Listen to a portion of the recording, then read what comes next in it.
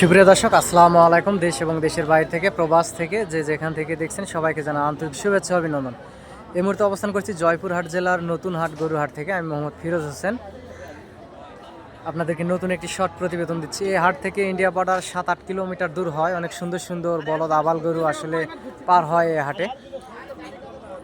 আপনারা চাইলে এই হাটে আসতে পারেন। বাংলাদেশের বিভিন্ন জায়গাতে আসলে আমি মাল পাঠাই এবং আমার চ্যানেলের পক্ষ থেকে গরু দেওয়া হয়।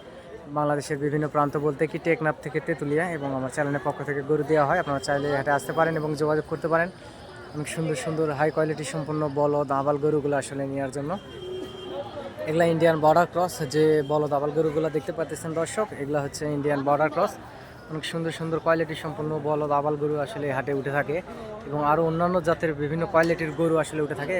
যারা চ্যানেলটি আমার এই মুহূর্তে নতুন দেখতেছেন, আশা করি সকলে ভালো আছেন। আমার চ্যানেলটি সাবস্ক্রাইব করে দেবেন। সাবস্ক্রাইব করলে হবে কি, গরুর নিত্য নতুন ভিডিও আপডেট পেতে আপনাদের অনেক বেশি সুবিধা হবে দর্শক।